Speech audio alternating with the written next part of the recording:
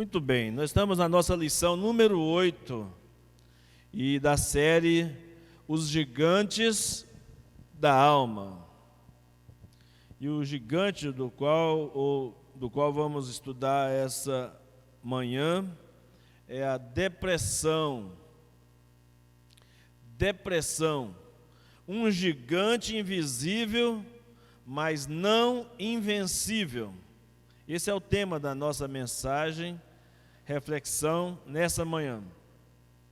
Depressão, um gigante invisível, mas não invencível. Então, queremos entender um pouco mais sobre essa doença que aflige tanto crentes quanto não crentes, e que já foi considerada o mal do século passado. Muita gente acha que é o mal do século presente, e na verdade, desde que o mundo é mundo, como falamos a respeito da ansiedade, a depressão também tem abatido seres humanos ao longo da história. É necessário que a gente saiba algumas coisas sobre depressão, sintomas, tratamento, e que a gente, a partir de exemplos de homem, como o exemplo de Elias, possamos entender como que Deus utiliza a sua palavra como uma terapia para cuidar das nossas necessidades emocionais, como Deus trabalha em nossa alma e também no nosso corpo também, de um modo geral. Que nós possamos aprender nessa manhã, buscando a ajuda de Deus e aprendendo quais são os cuidados que devemos ter para que evitemos a depressão. Certamente vocês já ouviram alguém falar a seguinte expressão: estou morrendo de tristeza. De fato, há tristeza que pode levar à morte. Eu, no começo do meu ministério, lá nos anos 91, 92, pastoreando no sul de Minas, numa pequena cidade, conheci a história de um casal já idosos. A cidade tinha como característica pessoas muito idosas, e uma senhora cujo marido morreu. E depois de alguns meses, ela veio a morrer também de tristeza. O diagnóstico foi que ela morreu de tristeza. Muita paixão, né? Estava triste pelo falecimento do seu esposo, que já estava convivendo há mais de 60 anos conjugais. Então, quando uma pessoa está com a tristeza tão profunda assim, é algo para acender a luz amarela, talvez até a vermelha, em nossa mente, e a gente tentar ajudar, embora seja um negócio tão complicado, né? Ajudar, é melhor a gente tentar coisas para prevenir que as coisas cheguem a esse ponto, do que se a gente não tiver as habilidades necessárias para lidar com a pessoa que está em depressão, a gente não correr o risco de não conseguir atender a essa necessidade da pessoa. Então, quando a tristeza se torna duradoura, nós damos nome a essa tristeza de depressão. Ficar triste, todo mundo fica com alguma situação, a perda de um ente querido, algumas situações específicas da vida nos fazem tristes, mas não devemos ser tristes. Pelo contrário, a gente deve se alegrar, e alegrar no Senhor, a Bíblia diz em Filipenses capítulo 4, versículo 4. A revista Veja, algum tempo atrás, colocou uma reportagem, embora hoje muita gente não queira nem falar nessas revistas, meios de comunicação como revistas, Veja, isto é, por causa da política, da corrupção e etc. mas de vez em quando eles lançavam algumas reportagens interessantes, e numa delas a revista Veja disse que mais da metade das pessoas que cometeram suicídio sofriam de depressão. Então é uma coisa terrível e que nós devemos ter muito cuidado ao analisar. E nesta lição, a nossa proposta é estudar a respeito dessa doença que tem assolado crentes e não crentes, né? E mesmo na atualidade, mesmo sendo chamada de doença do século passado, desse século presente, ela não é tão atual assim. Na palavra de Deus nós temos tantos exemplos, tantas instruções, ensinamentos a respeito de situações de homens de Deus que sofreram, lutaram com a depressão. Talvez os casos mais notórios, vamos dizer assim, seja o caso do rei Davi e o caso do profeta Elias. E olha só, irmãos, 2 homens de Deus, comprometidos com o reino de Deus.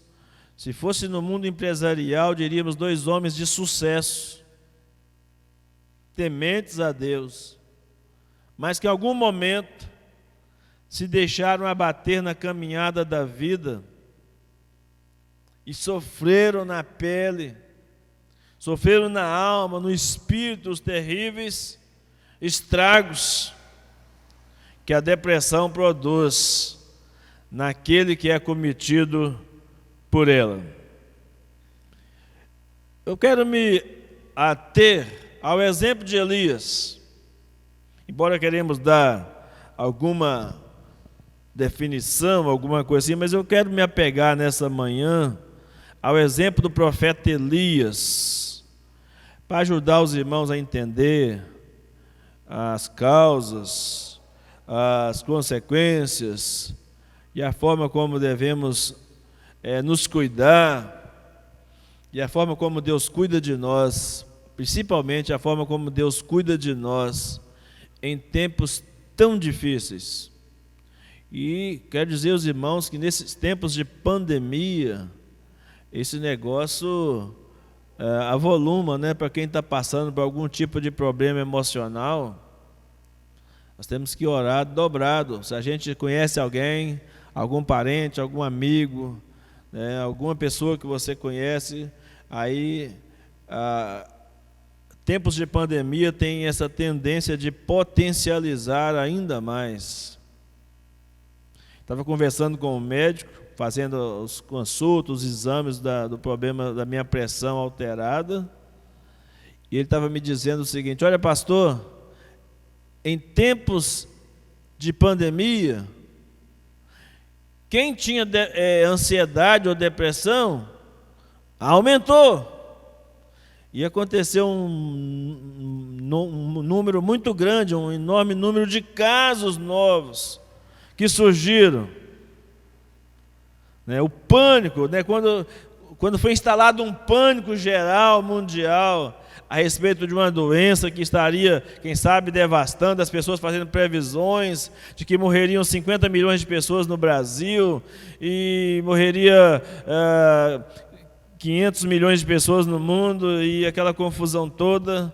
De repente as pessoas que de uma hora para outra, de um dia para o outro, aconteceu com todos nós, de um dia para o outro as coisas tudo viraram, a chave virou, e ele diz, teve gente que não aguentou. Teve muitas pessoas que não aguentaram, muitos até morreram, não morreram de Covid-19, mas morreram pelo pânico, morreram pela ansiedade, aumentaram enormemente os casos de AVC e tantas outras complicações de saúde. E aqueles que estavam já num processo, foi potencializado a questão da depressão. Então, o texto que nós queremos usar nessa manhã é 1 Reis, capítulo 19, Primeiro livro de Reis, capítulo 19. Experiência do profeta Elias.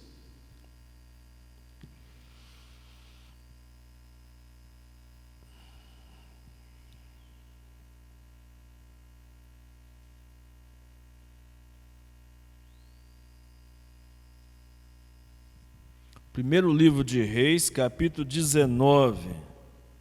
Lembra aos irmãos que no capítulo 18 de 1 Reis é o ápice do ministério profético do profeta Elias, quando ele derrota no Monte Carmelo os 400 profetas de Baal, as 400 profetas e profetisas de Acera, um homem só, humanamente falando, mas com muita fé, com muita confiança em Deus, de repente desafia aqueles tantos de profetas de Baal, zomba deles, recebe uma vitória de Deus assim extraordinária.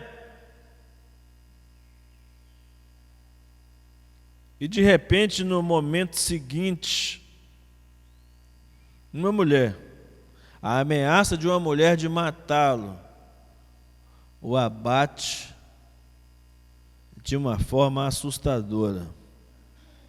Alguns especialistas dizem que, depois de uma grande vitória, as pessoas ficam tão vulneráveis pela alegria que costumam baixar a guarda e serem acometidos de algumas derrotas. Certamente tenha sido isso que aconteceu com o profeta Elias. Escute a história.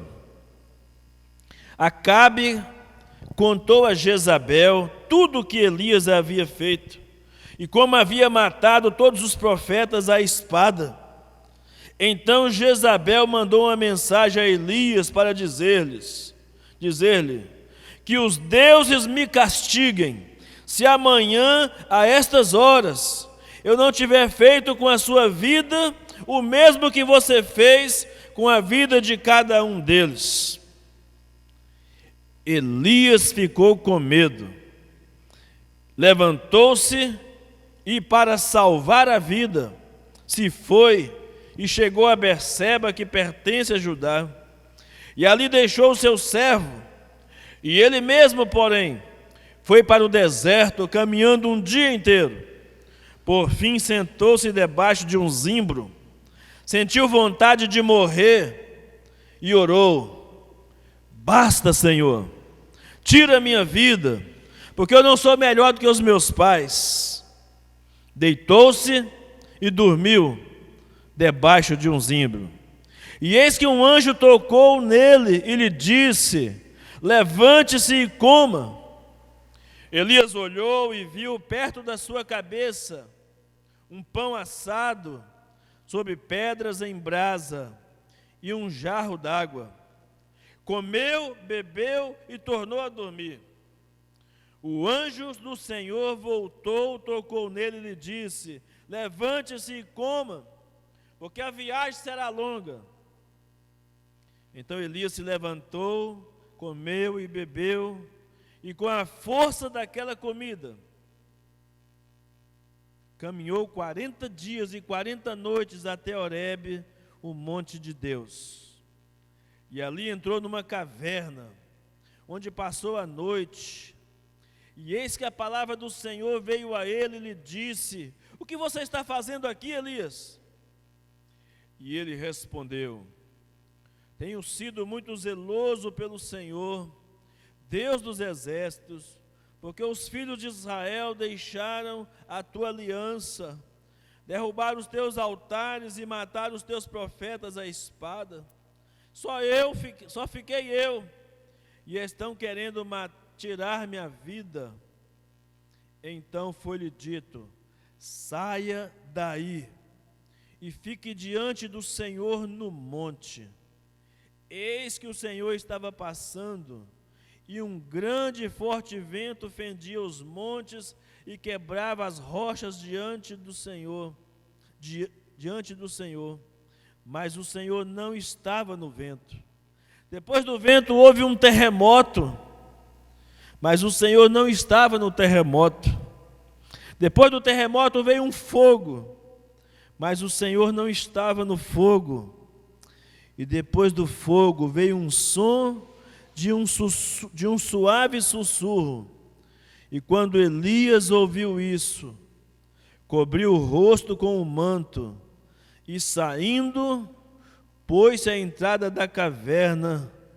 E eis que veio uma voz e lhe disse: o que você está fazendo aqui, Elias?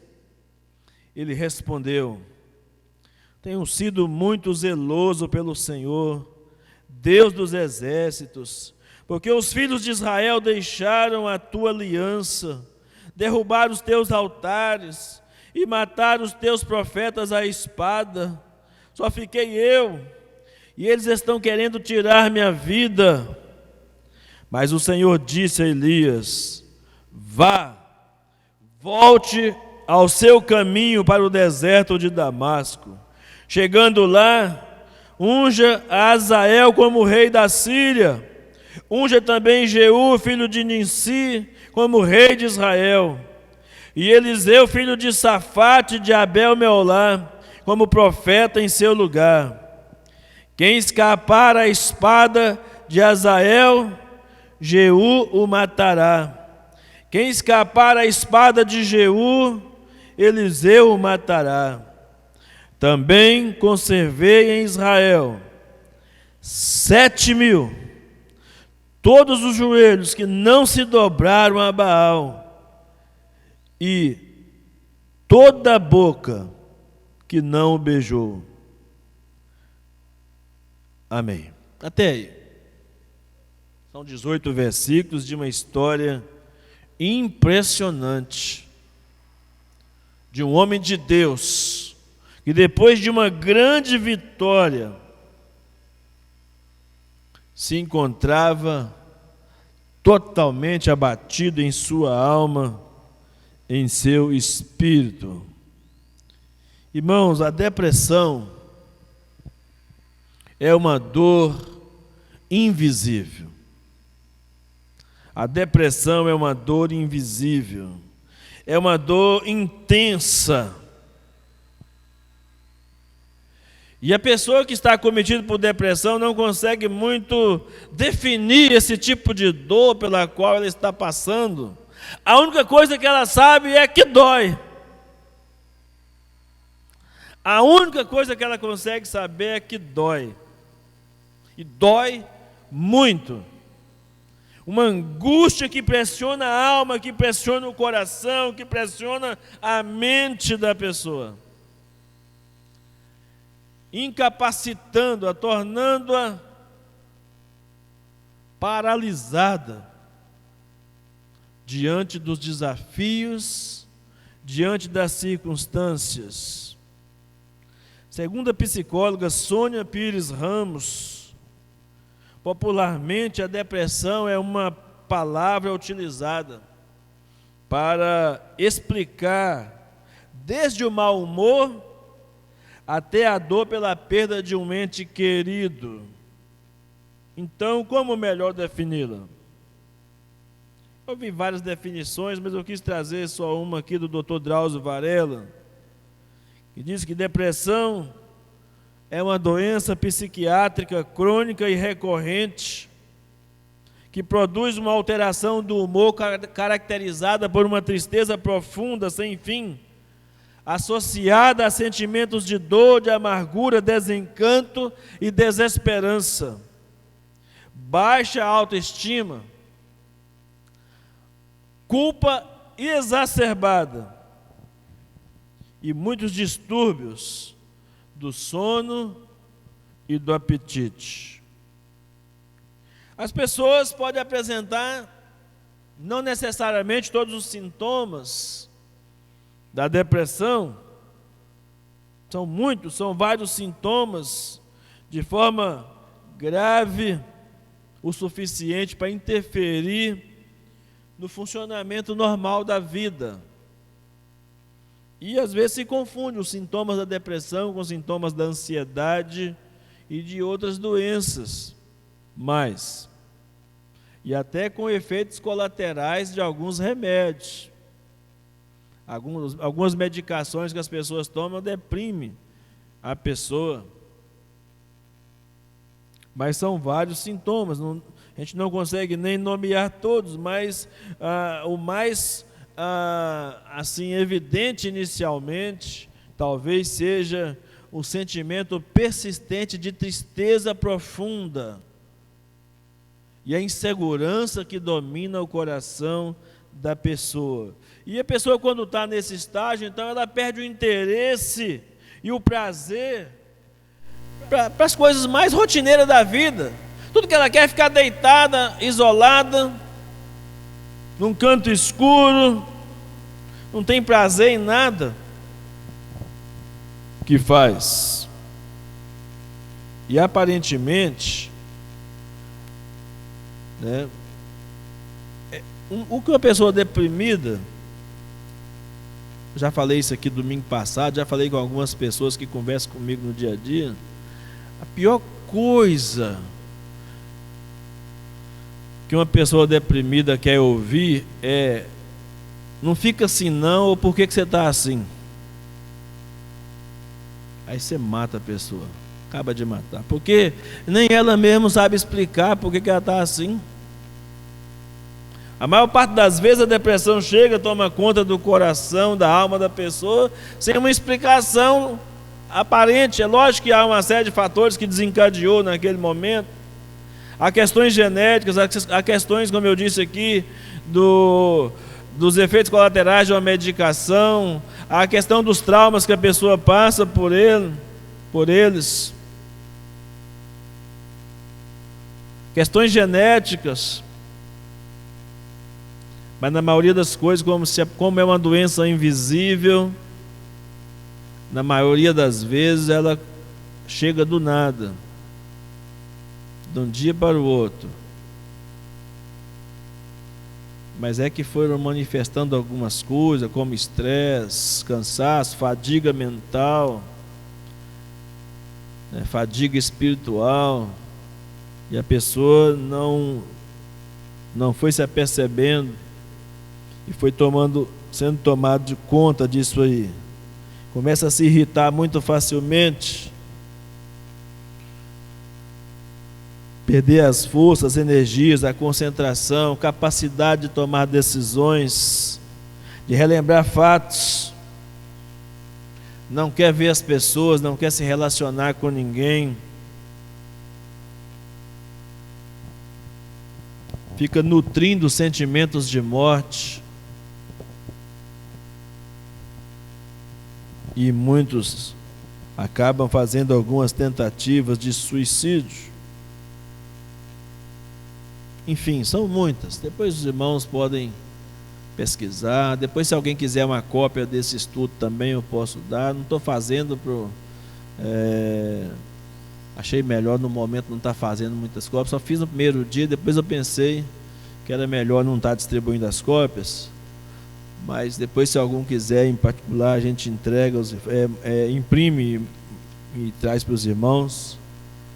Mas para os irmãos terem noção da quantidade de coisa que envolve a questão da depressão.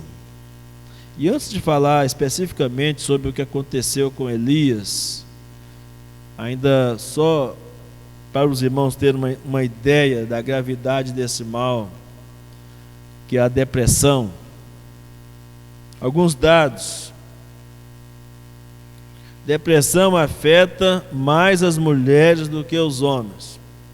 Até 20% das mulheres podem ser afetadas ou são afetadas por depressão.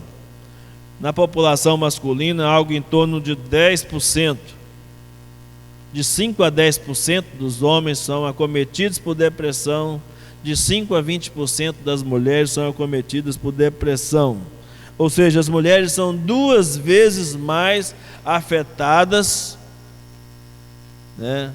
Essa loucura do mundo moderno, da mulher ter um trabalho fora e ser dona de casa, ter a criação dos filhos, ter a responsabilidade de ajudar a sustentar a casa e a família, e assumir postos, cargos, funções que muitas vezes não estavam, talvez tinham preparo acadêmico, mas não tinham preparo emocional o suficiente ou espiritual suficiente para assumir determinados compromissos e responsabilidades. Por isso que as pessoas dizem de vez em quando que as mulheres estão à beira de um colapso.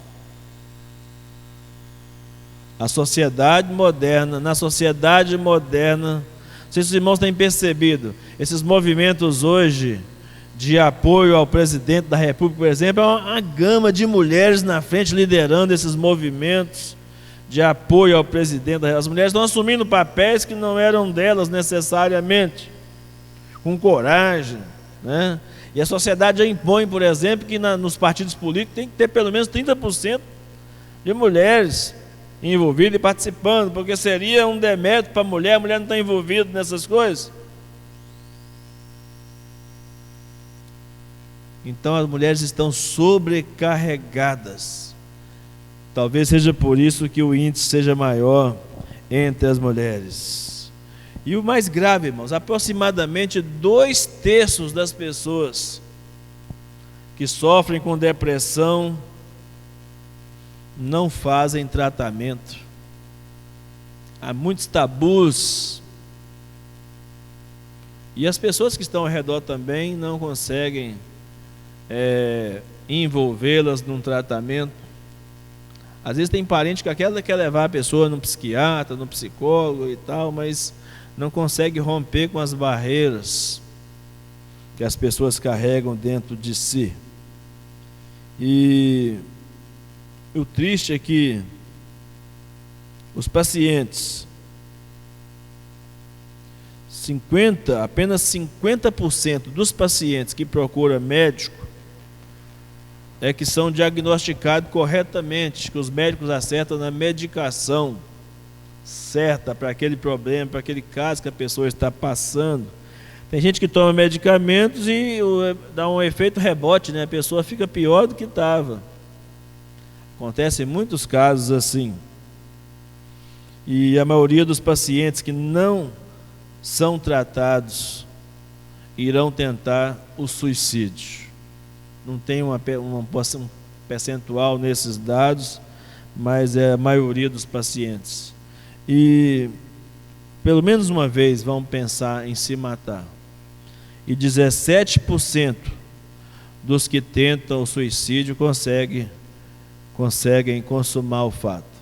Então, pesquisas, dados foram feitos por várias agências de pesquisa para chegar a essas informações. Agora, impressionante isso aqui, irmãos. Quando o tratamento correto é feito, de 70% a 90% as pessoas são recuperadas. É um dado maravilhoso. De 70% a 90% as pessoas conseguem se recuperar. Pois bem, como nós falamos sobre o profeta Elias como exemplo desses casos de depressão, que nem nós os crentes, nem homens de Deus, mulheres de Deus, nem líderes estão isentos de um momento na vida, na história, na caminhada, sofrer algum abate, alguma crise que o leve a um sentimento de depressão. Aconteceu com o profeta Elias, depois de derrotar os profetas de Baal e de Acera, e ao ser ameaçado por Jezabel,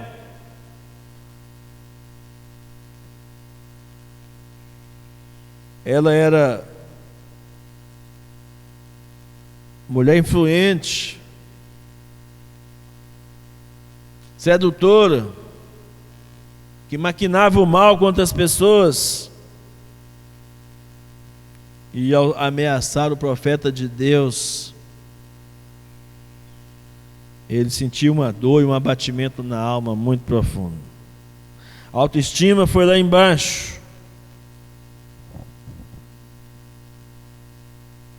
A ponto de ele dizer para Deus: Deus, eu não sou melhor do que meus pais, me mata. Tudo que um pai quer é que os seus filhos sejam melhores do que os seus pais. Ele estava tão abatido, ele que era um grande homem de Deus, um grande profeta de Deus, agora diz: eu quero é morrer. Sabe por que você não dá um jeito de me matar? Porque eu não consigo ser melhor do que meus pais.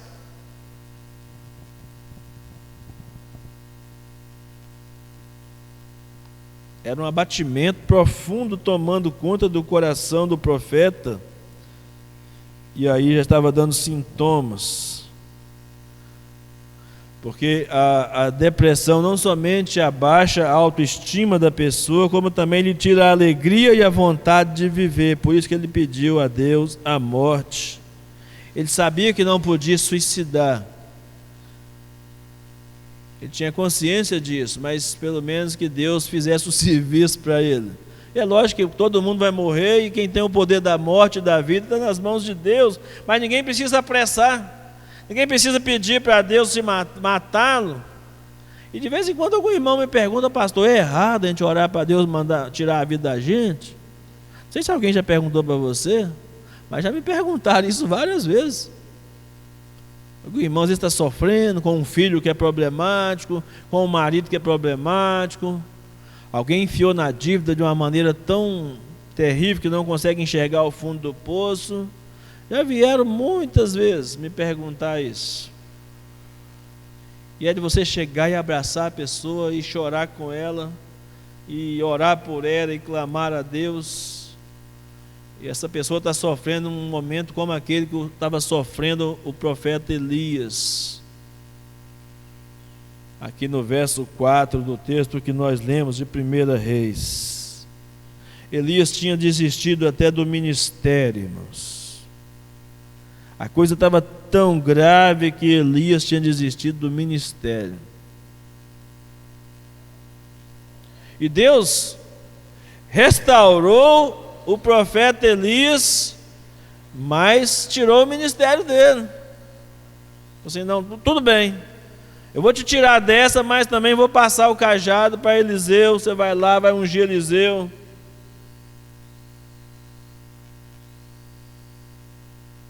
Mas Deus curou, restaurou o coração e a alma do profeta com uma palavra simples.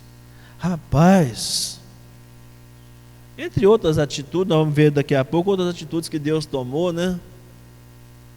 Com Elias. Você está pensando que você está sozinho? Porque a sensação, gente, de alguém que está com depressão é essa. Ele está sozinho no mundo, ninguém liga para ele. Está rodeado de carinho dos pais, dos amigos, dos filhos. Mas ele se fechou no seu mundo de tal maneira que ele acha que está sozinho. Olha só, Elias não teve nem o cuidado. Quando a sua alma estava abatida, ele não teve nenhum cuidado de procurar saber se tinha sobrado alguém daquele ataque de Jezabel. Ou da fúria, ou de alguém que não tinha se contaminado. Ele deve ter pensado assim: se ela veio, olha o raciocínio de Elias, se ela falou que vai me matar, saiu matando todo mundo que achou pela frente. Ele perdeu todas as informações, criou uma informação na sua própria alma.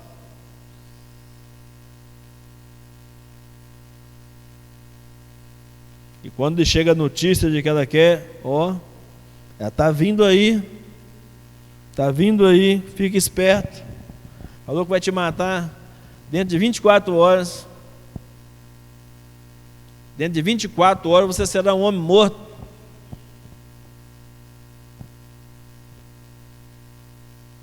Aí Deus fala: rapaz, sai da caverna aí, vem cá para você ver um negócio. Deixa eu te falar um negócio para você. Tem 7.000 em Israel. Quem te falou que você está sozinho, rapaz? Quem te falou que você está sozinho? Quem que falou com você e comigo, irmãos, que quando nós estamos enfrentando as lutas e as adversidades da vida, nós estamos sozinhos? Além de termos uma comunidade de fé, irmãos que nos amam, família, nossa família imediata também que se preocupa conosco, que caminha conosco, nós temos um Deus habitando em nós, um Deus que está conosco. Aliás, hoje nós estamos em muito melhor vantagem ainda do que o profeta Elias, porque nós temos agora um Deus habitando em nós, o Espírito Santo. Mas quando o inimigo ronda a nossa mente, e ele conseguir colocar na minha cabeça, na sua cabeça, de que nós estamos sozinhos, ele vai conseguir abater a nossa alma. Ele não pode falar, ele não pode interferir no seu pensamento, mas pode sugerir. E você, por algum momento, pensar que Deus não te ama, ou que Deus não está se preocupando com você, o inimigo pode levar vantagem sobre você com seus ardis. E o apóstolo Paulo diz que nós não devemos ignorar os ardis. As artimanhas, as estratégias do inimigo não podem ser ignoradas por nós. Não podem ser ignoradas por nós. Por ser doença, e como toda doença que existe, depressão precisa de tratamento, precisa de acompanhamento médico, psiquiátrico, precisa de terapia, ou com psicólogo, ou com psicanalista, ou com um bom conselheiro cristão. O fato é que a pessoa precisa se medicar. Quando a pessoa chega num estágio de depressão, irmãos, é quase que inevitável não ter que usar uma medicação para poder fazer com que os neurotransmissores voltem a trabalhar, voltem a fazer o cérebro funcionar, raciocinar corretamente. E somente, por mais que outros médicos possam fazer isso, os psiquiatras e os neurologistas são os médicos mais indicados, porque a área de estudo deles é especificamente a mente, a cabeça, das pessoas. Psicólogos, psicanalistas ajudam a descobrir os sintomas, as causas, emocionais, os problemas emocionais que afetaram. E o psiquiatra ou neurologista vai trabalhar na caixa de ferramenta. Vai trabalhar no nosso cérebro, na questão do bom funcionamento dos órgãos, para voltar a uma certa normalidade. É lógico, irmão, nós nunca podemos negar isso, que Deus tem poder. Vou repetir de novo: Deus tem poder, Deus tem todo o poder para curar toda e qualquer enfermidade. Ele fez assim com Elias, ele fez assim com Davi, fez assim com tantas outras pessoas que buscaram a ele, tiveram experiência com ele. Mas Deus pode usar também as medicações, os médicos, os psicólogos, os psicanalistas, os conselheiros cristãos. Não podemos ignorar. O crente pode ser acometido de depressão? Claro, nós acabamos de citar exemplos bíblicos aqui. E Deus alcançou Elias, sabe aonde? No fundo de uma caverna. Deus foi atrás dele. Esse fundo da caverna bem pode simbolizar o fundo da nossa alma, do nosso coração. Deus consegue te enxergar lá, te ver lá dentro, por dentro, ver quem é você, quais são as coisas que estão amarrando o seu coração, amarrando a sua alma, deprimindo o seu coração, a sua alma. Deus consegue enxergar lá dentro, e nós chamamos isso, numa linguagem bem técnica, nós diríamos que podemos fazer uso da psiquiatria e da psicoterapia de Deus. A forma como Deus tratou daquele problema. Primeiro, antes de falar sobre qualquer coisa, Deus fortaleceu o corpo de Elias. Antes de falar, você precisa cuidar que essa pessoa não fique sem alimentar, dê a ela as coisas que possa ajudar de alguma maneira a fortalecer essa pessoa, porque quanto mais fraco fisicamente você tiver, mais abatido você ficará, isso é claro. Olha só, depois de caminhada de um dia, o máximo que Elias conseguiu fazer foi dormir, totalmente abatido, fracassado. Pelo menos ele se achava fracassado, não era um profeta fracassado, era um profeta de sucesso, de resultados, era um profeta de resultados. Como eu disse, né, que os sintomas de depressão variam de pessoa para pessoa. Muitos podem sentir a falta, né, do apetite, vai ter um enfraquecimento acentuado, vão sentir ainda mais. Talvez tenha até que ser internada para ser hidratado, nutrida, né? E ao inverso, algumas pessoas perdem o sono e outras pessoas dormem demais. Vai variar de organismo. Então, Elias sentiu necessidade de dormir e passou a maior parte do tempo dormindo ali, onde ele tinha conseguido chegar depois de um dia de caminhada. E dormindo, cansado e sem acordar para comer, não tinha o que comer talvez, Deus prepara um banquete no deserto para Elias, irmãos.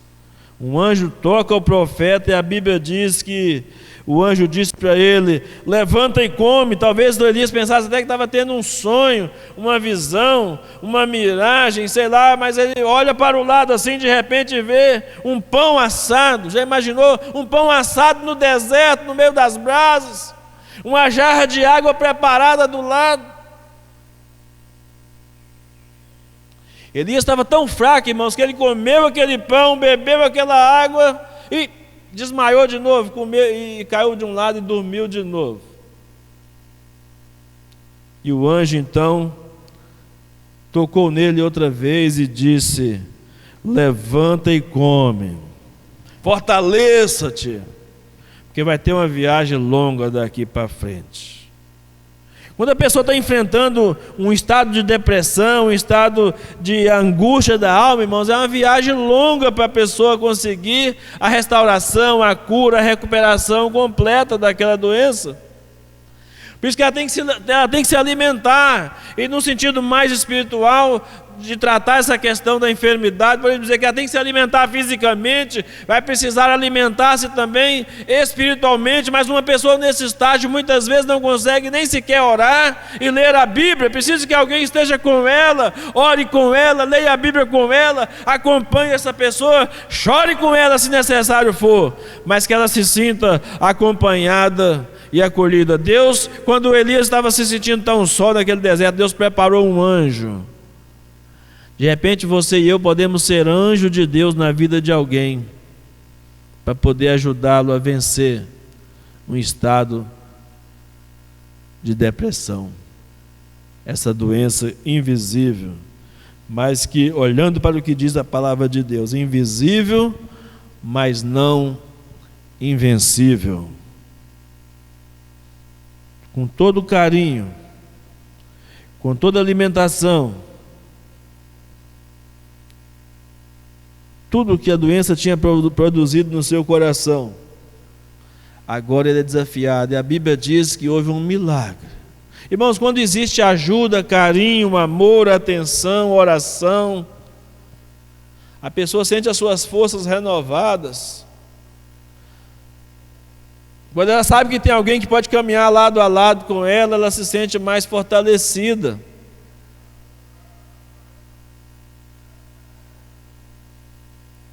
E a Bíblia diz que aquele pão, aquela água, aquele estímulo, aquela presença do anjo dando-lhe segurança para Elias, fez ele andar 40 dias e 40 noites até o pé do monte, mas aí ele ainda não estava 100% recuperado. Se escondeu na caverna, ficou com medo diante da imensidão, se assustou, ainda não tinha entendido ainda o que Deus queria com ele. E nesse momento é o que nós chamamos de dar ao paciente, dar à pessoa que está acometida de depressão, a oportunidade de verbalizar o seu problema. Conte para mim, Pode contar comigo, você pode contar comigo. Fala, o que está acontecendo? Quais são... Mesmo que você não tenha muita experiência, mas você pode orar a Deus, pedir a Deus para te ajudar a entender o que se passa, para que você não ofereça nenhuma solução mágica, nenhuma solução instantânea para essa pessoa. Ela precisa ser ouvida, ela quer ser ouvida. Há um momento, há um estágio na depressão que a pessoa não quer ouvir ninguém, ela quer ficar escondida, não quer falar nada, mas vai ter um tempo que ela precisa desabafar. Ela precisa abrir o coração. O que Deus fez aqui com Elias é o que nós devemos fazer com as pessoas que estão sofrendo. E é o que você, quando estiver enfrentando algum problema também, abrir o coração e contar para alguém. Contar para algum irmão, para algum amigo, antes mesmo que a coisa tome um volume maior do que a sua capacidade de suportar. Abre o coração com alguém, compartilhe a sua vida. Preste contas do que está acontecendo com você. Arruma um parceiro de jugo, um companheiro de jugo, um companheiro de oração, uma companheira de oração, algum irmão da igreja, alguém que você possa confiar e abrir o coração. Abre o coração, mas não carregue isso com você sozinho ou sozinha. Arrume alguém para chorar junto com você, para orar junto com você. E depois um dia vocês vão poder se alegrar junto também, para a glória de Deus. Deus disse: Elias, por que você está aí, meu filho? O que você faz aí, camarada? Você se escondeu nessa caverna por quê? E a gente precisa ser perseverante, irmãos. Elias falou, voltou para dentro da caverna, Deus, rapaz, sai daí. E Deus manifestou, e outra coisa, Deus fez uma experiência fantástica com Elias, para que a gente possa entender as formas, os meios de Deus agir em cada situação. Ele disse que passou um vento forte lá, e ele achou que era Deus e não era Deus. Passou um terremoto lá onde ele estava, ele achou que era Deus e não era Deus. Passou um fogo, ele achou que era Deus, não era Deus, e de repente Deus queria que ele prestasse atenção na voz de Deus. Um sussurro, uma brisa leve, como de um sussurro, falando a Elias: rapaz, eu tenho uma missão para você ainda. Antes que você entregue os pontos, antes que você entregue o ministério, você tem coisa a fazer ainda. Você ainda tem que ungir reis, você ainda tem que fazer um sucessor.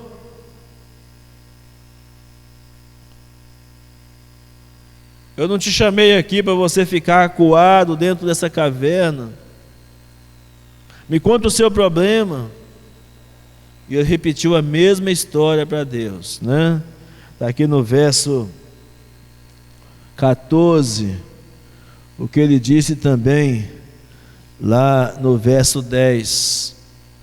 Ele repetiu exatamente a mesma história. Tenho sido muito zeloso pelo Senhor, Deus dos exércitos, porque os filhos de Israel deixaram a tua aliança, derrubaram os teus altares, mataram os teus profetas à espada. Só fiquei eu e eles estão querendo tirar a minha vida. Quando você pega principalmente um crente que está enfrentando essa terrível doença da depressão, você certamente vai encontrar alguém dizendo para você: o que aconteceu comigo, pastor? O que aconteceu comigo, irmão? O que aconteceu comigo, irmã? Será que Deus esqueceu de mim? Por que acontece essas coisas ruins só acontecem comigo? Eu não sei nem explicar porque eu estou sentindo assim, mas a minha alma está tão abatida, está tão angustiada. Eu não estou tendo força nem para orar, não estou tendo força nem para ir à igreja, não estou tendo força nem para ler a palavra. Eu não quero nada, eu quero ficar só trancado, isolado. O que está acontecendo comigo? Tem tanta gente ruim nesse país, tem tanto bandido. A pessoa começa a raciocinar por esse lado. Um estado de autocomiseração, né? Por que tanta gente ruim e eu que me considero uma pessoa boa, eu sou filho de Deus e estou passando por essa situação? O que essa pessoa menos vai querer no momento desse são os conselheiros de plantão. Você deve estar em pecado, você fez alguma coisa errada.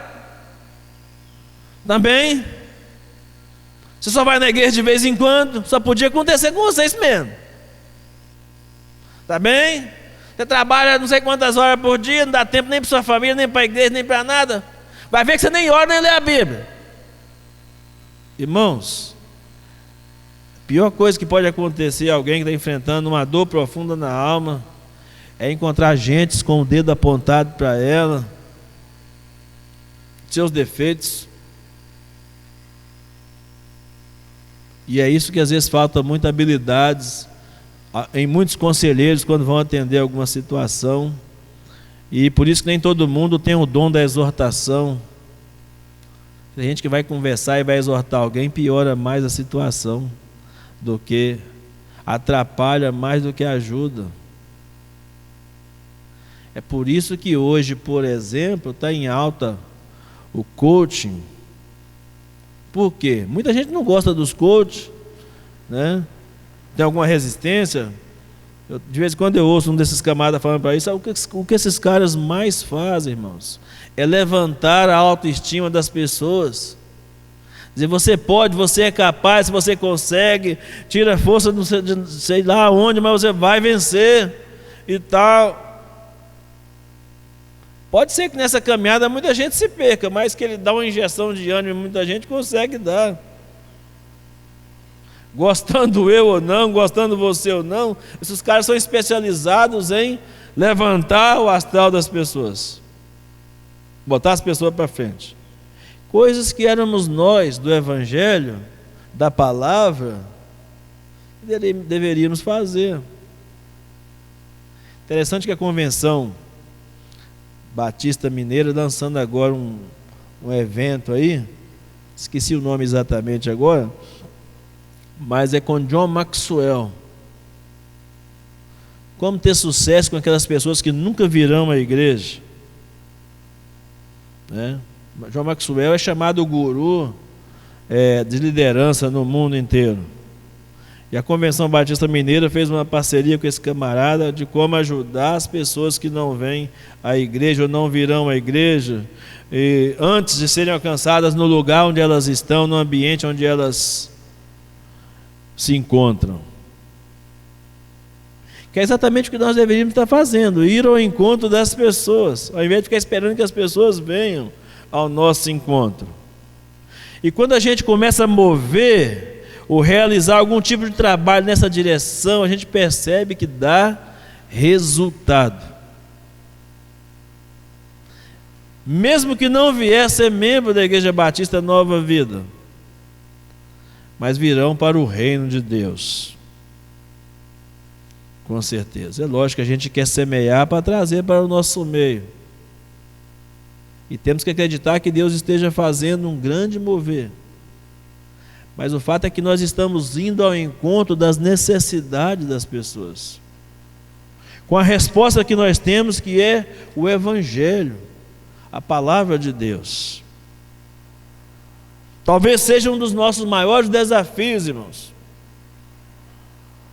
Ser igreja fora do portão, ser igreja fora da porta para fora, para alcançar exatamente as necessidades da pessoa, para permitir às pessoas que verbalizem seus problemas, o que as impedem de ir até Jesus, de encontrar-se com Deus, de buscar a solução para os seus problemas. Tem tanta gente correndo atrás de um monte de soluções por aí, e aquelas pessoas que vão atrás de meditação transcendental acabam aprendendo a esvaziar suas mentes. E já um ditado famoso, que mente vazia é a oficina de Satanás, são pessoas vulneráveis. Porque a meditação bíblica que nós poderíamos levar às pessoas não é esvaziar a mente, é esvaziar a mente do que não presta, mas encher a mente com a palavra de Deus. Não é simplesmente deixar vazia, como propõe yoga, meditações transcendentais e outros por aí afora. Fazer com que a vida dessa pessoa tenha propósito, Foi o que Deus fez com Elias. Elias, ainda tem ministério para você. Você pensou que acabou? Ainda tem muito para fazer na sua vida e através da sua vida, Elias. Eu não sei dimensionar aqui, irmãos, qual foi o tempo desse episódio, dessa restauração de Deus na vida de Elias, ali no pé do monte Hebron, até acontecer o desfecho. Eu não sei precisar para os irmãos aqui quanto tempo demorou para que ele passasse o bastão da liderança profética para Eliseu. Mas o certo é que ainda havia trabalho. Elias pensou que estava tudo acabado, que é o sentimento de uma pessoa que está com depressão. Uma pessoa que está deprimida sempre pensa que está tudo acabado. É preciso que a gente levante e faça que a vida dessa pessoa tenha sentido, encontrar um propósito para a vida, encontrar um direcionamento para a vida. Foi o que Deus fez com o profeta Elias. Melhorar, recuperar a autoestima do profeta, recuperar a sua motivação. Recuperar a sua motivação. Recuperar o seu ânimo. É tudo que Deus estava fazendo com o profeta naquele momento. O que pode nos ajudar a evitar a depressão, irmão? Só para a gente fechar a nossa palavra nessa manhã aqui.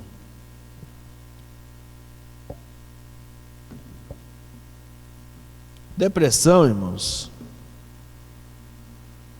não é necessariamente falta de fé, não.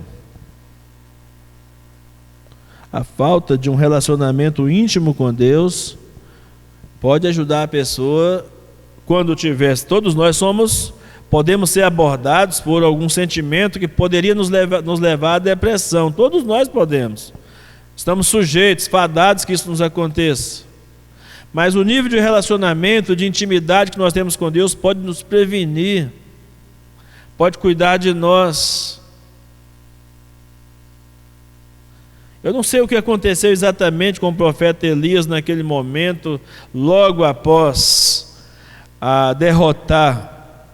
A Bíblia não me dá pistas para isso. Então eu não posso ser leviano e afirmar que aconteceu isso. Mas eu imagino que, de repente, depois de uma grande vitória como aquela, um certo orgulho pode ter tomado conta do coração de Elias. Sendo um homem só, derrotar 850 profetas, humilhá-los publicamente, matá-los ao fio da espada. Como é que ele conseguiu fazer tudo isso? E certamente ficou esgotado. Tanto que Jezabel disse: do mesmo jeito que você matou eles, eu vou matar você também. Daqui a 20, manda avisar, fala aquilo para ficar esperto. Não vai virar o outro dia sem que ele seja morto ao fio da espada.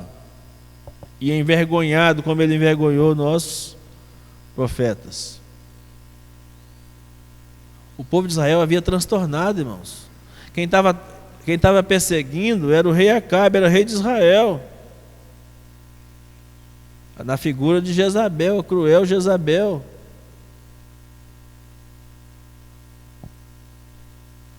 Entende? Então era fogo amigo, fogo amigo contra o profeta.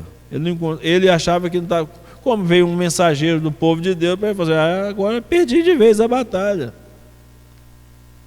Mas eu não sei o que aconteceu desse período da derrota lá no Monte Carmelo, a essa notícia que chegou até Elias, se ele ficou lá relaxado, descuidado. E a nossa batalha espiritual é 24 horas por dia, 7 dias na semana, 365 ou 366 dias por ano. O inimigo não tira folga, irmão. O inimigo não tira folga, lutando contra nós. Então estejam bastante atentos a tudo isso que pode estar acontecendo ao nosso redor. Então,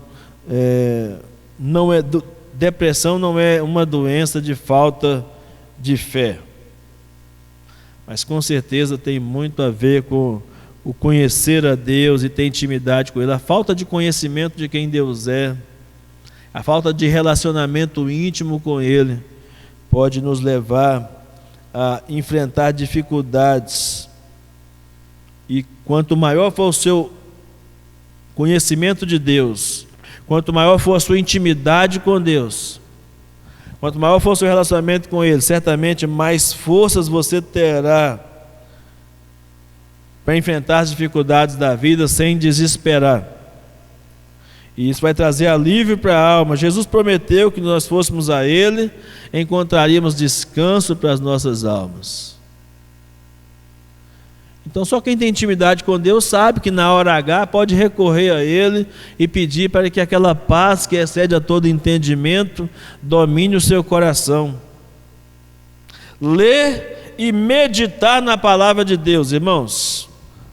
Outra coisa, ler e meditar na palavra de Deus. Como diz o salmista no Salmo 1, é bem-aventurado o varão que medita de dia e de noite.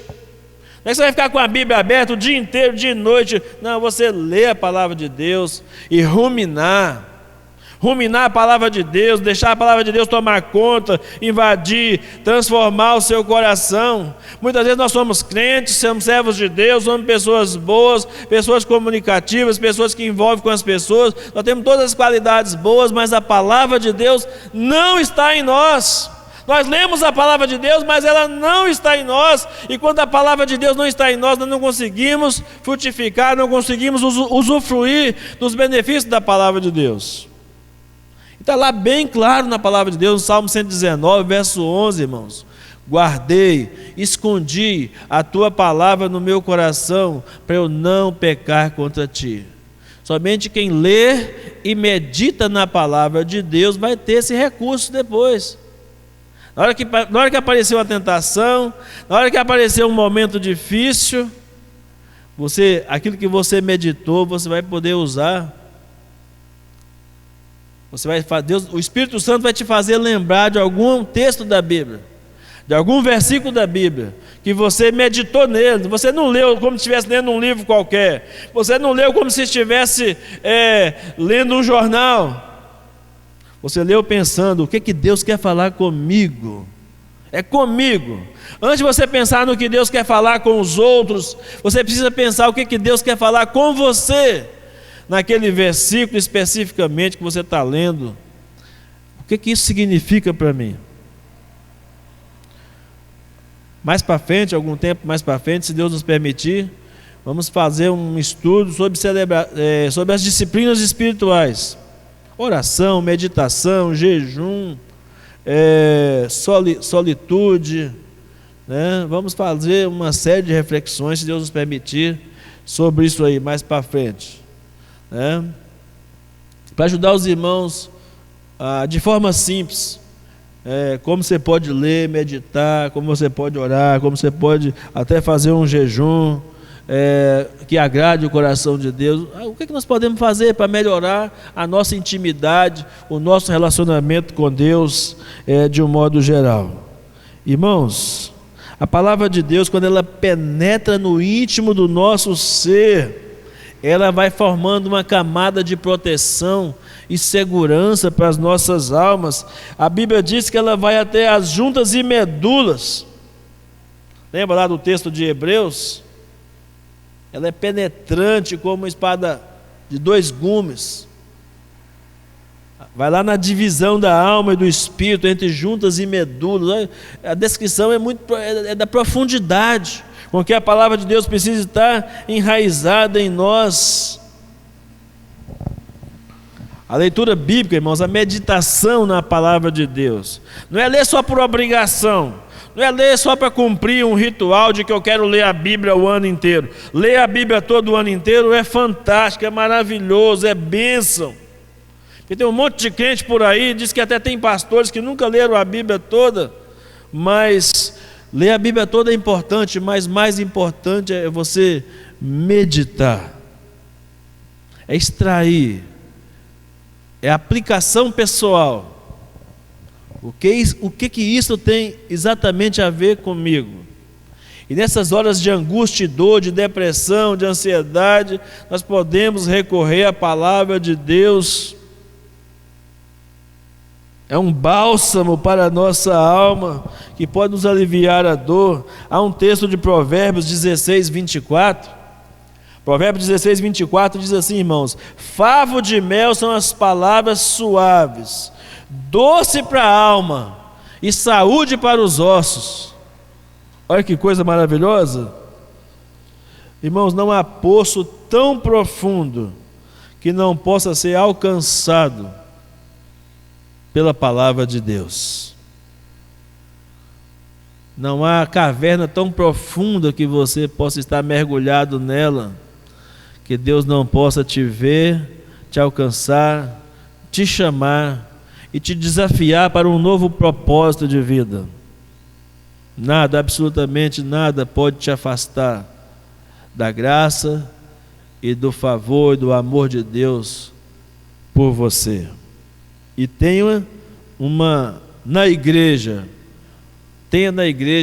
um lugar de cura.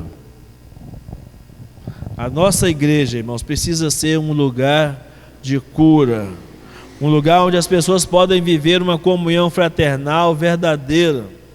A igreja precisa ser uma espécie de comunidade terapêutica.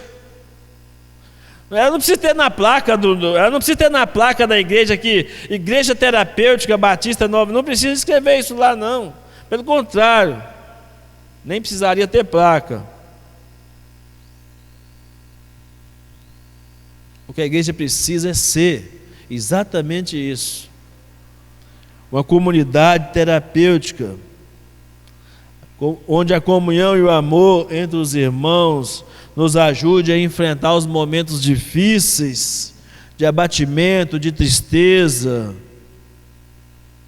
Que os irmãos sintam a alegria de vir ao templo e ter comunhão uns com os outros, mesmo nesses tempos difíceis de pandemia.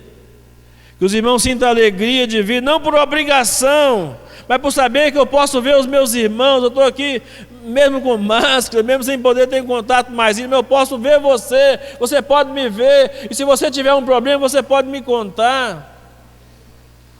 Que o mínimo que eu posso fazer por você é orar. Se eu não tiver mais nada, nenhuma ideia, nenhuma solução momentânea, eu posso orar. Mas se tiver alguma coisa que eu possa fazer, que eu possa dividir com você, a igreja precisa ser esse lugar. O primeiro lugar onde eu posso pensar em buscar ajuda, como parte da família de Deus, é na casa de Deus, entre os irmãos da fé. Tem que ser um porto seguro, onde eu posso chegar e atracar o meu coração abatido e encontrar no amor dos irmãos, no cuidado dos irmãos, o consolo e a força necessária para levantar. Caminhar 40 dias e 40 noites simboliza um propósito. Esse número 40 é muito simbólico na palavra de Deus. Então é assim, irmãos, que Deus nos ajude, porque estamos todos sujeitos a enfrentar, mais cedo ou mais tarde, sofrimentos, enfermidades, perdas, traumas, transtornos, que podem nos levar a uma situação de abatimento, de angústia de alma, de ansiedade, de tristeza profunda, a ponto de deprimir nosso sistema nervoso central, deprimir a nossa alma, nosso coração. Perdemos a capacidade de raciocinar, de reagir, e vamos precisar ter alguém que caminhe conosco. E nós vamos precisar de caminhar com alguém também quando precisar de nós. Isso é retrato claro de um verdadeiro discipulado, de uma igreja que se preocupa com seus discípulos, que caminha, que acompanha um ao outro. E por mais que percamos tudo ao nosso redor, não perderemos a Deus. Temos em Deus um Deus que nos ama, que não nos abandona nem nos momentos mais difíceis da nossa vida, e que Ele possa usar você, Ele que possa te ajudar para que você ajude a outras pessoas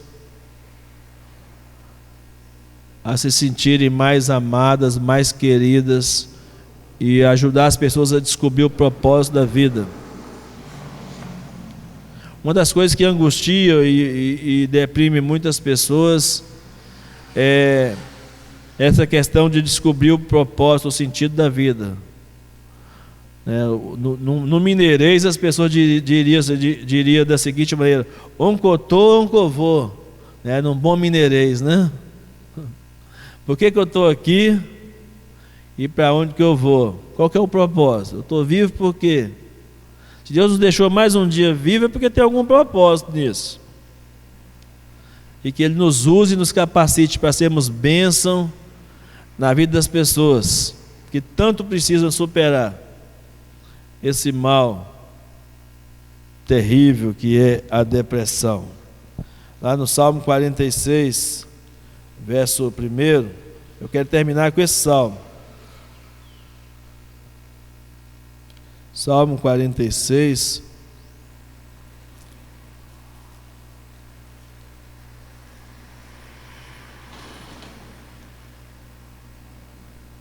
de 1 a 3. Deus é o nosso refúgio e fortaleza, socorro bem presente nas tribulações. Portanto, não temeremos, ainda que a terra se transtorne e os montes se abalem no seio dos mares, de tsunamis, ainda que as águas tumultuem e espumejem, e na sua fúria os montes tremeçam, nós não temeremos, porque Deus é o nosso refúgio e fortaleza, bem presente na angústia. Amém, irmãos?